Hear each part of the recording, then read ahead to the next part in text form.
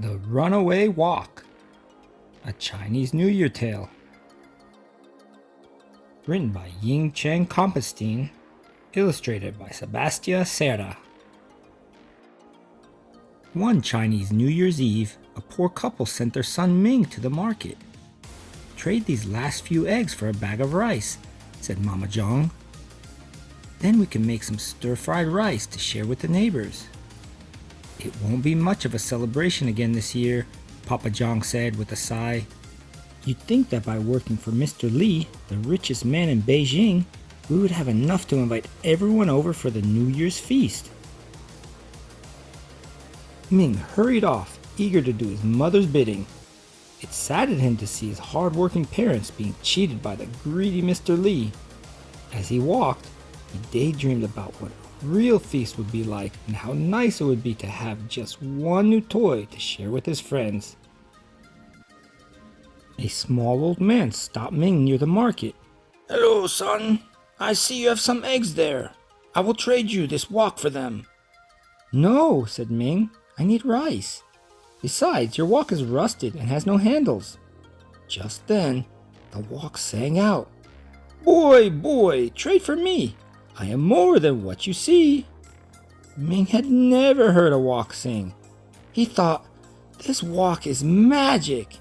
If it can sing, it must be able to do other amazing things." So he made the trade. The old man sauntered off, chuckling happily to himself. Ming's mother wasn't happy. "Why did you trade for this battered old wok? What are we going to cook in it?"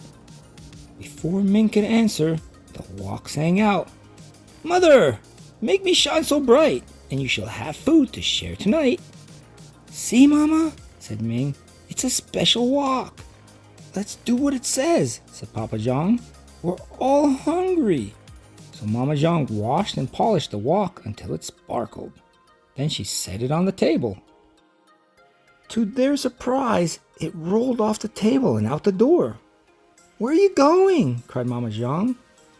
"Skippity hoppity ho! To the rich man's wife I go!" sang the wok, and it briskly hopped down the road. The wok skipped all the way to the Li kitchen. Mrs. Li was overseeing the servants prepare the New Year's feast for her family. The Lis never shared their food with anyone. The wok plopped down on the counter. "Where did this come from?" asked Mrs. Li. No one knew. "We'll put it to good use," she ordered. "It will make a nice serving bowl." So the servants put in the wok festive stir-fried rice, pork dumplings, kung pao chicken, steamed buns, and walnut shrimp. There was still room for more. They added long-life noodles, ginger fish, and rice cakes. Yet still there was room for more. "Keep filling it," commanded Mrs. Li. "I must go change for the party." No sooner had the servants set the last bit of food in the wok than it jumped out the window. "Skippity hoppity ho! The poor man's house I go!" sang the wok as it trotted down the road, brimming with delicious food. The Zhang family could hardly believe their eyes. They gleefully removed the food and set up a big feast. As soon as it was empty, the wok rolled out to their courtyard. "Where are you going?" cried Ming. "Skippity hoppity ho! To the rich man's son I go!" sang the wok as it galloped away. The wok caught up with the rich man's son Lan at the market, who, though he had many toys, he never shared them with other children. The wok blocked the road in front of him. "What's this?" wondered Lan. "I could use it to hold all my goodies." And without bothering to find the owner, the chubby boy grabbed the wok. Lan bought fireworks, toy dragons, cymbals, and drums. He piled them into the wok, and there was still room for more. So he bought lanterns, yo-yos, and kites. Finally, his weak arms grew tired, and he headed home. When Lan arrived home, he put down the wok and went to find his mother. No sooner had he turned his back than the wok hopped away. Skippity hoppity ho, to the poor man's house I go. It pranced all the way back to the Jong's house with all the goodies safe inside. Ming bounced with joy as he emptied the walk. "There are enough toys here for all of my friends," he exclaimed. The walk rolled over to the door and out of their courtyard once again. "Where are you going?" called Mr. Jong. "Skippity hoppity ho, to the rich man's house I go," sang the walk as it spun down the road. The walk arrived at Mr. Li's shop just as he was counting the money he had cheated out of the poor people of Beijing. It leaped through the window and landed on the counter in front of him. "Well, here's a nice pot to hold my money." Mr. Li put handful and handful of gold coins into the wok, and there was still room for more. He dragged out a bag from under his counter and dumped all those coins into it too. No sooner had Mr. Li emptied the last of his coins into the wok than it jumped out the window. "Skippity hoppity ho, to the poor man's house I go." It scooted down the road all the way back to the Zhang's house with all the money safe inside. Ming and his parents danced with delight. They invited all the poor people in Beijing to their New Year's feast.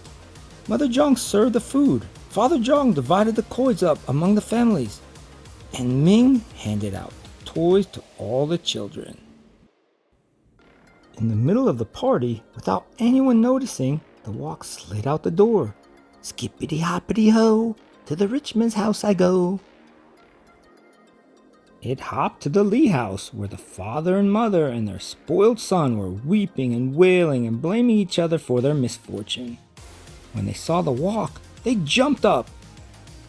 "There's the walk that took all our food," cried Mrs. Li. "And my toys," whined the boy. "I'll break it for stealing our gold," vowed Mr. Li. The walk sang out, "I dare you three to try and catch me." The Li family chased after the walk. Chubby Lan couldn't make it very far without losing his breath. Mrs. Li had trouble running in her fancy shoes, but Mr. Li finally caught up with it. To stop the walk, he jumps inside, pressing it to the ground. "Now I've got you," he growled. "Wait for me," called Mrs. Li. "I will teach that walk a lesson." Mrs. Li tried to get up but found that he was stuck tight. When Mrs. Li grabbed his legs to pull him out, she slipped into the walk too. Chubby Lan finally arrived, out of breath. "Help! Help! Pull us out!" cried his parents. Lan grabbed their legs but lost his balance and fell inside with them. "Skippity hoppity ho, too far away I will go," sang the walk as it tumbled down the road with the Li family inside, legs waving in the air. Dragon dancers' drums boomed, cymbals crashed, and firecrackers banged, drowning out the Li family's cries. No one noticed as the walk sped off to the distant hills. The Li family was never seen again in Beijing. As for the Zhang family, they opened a shop selling walks of all different sizes and styles. Every year, they hosted a glorious New Year's feast for all of their friends and family. And to think that it all started with a rusted walk with no handle.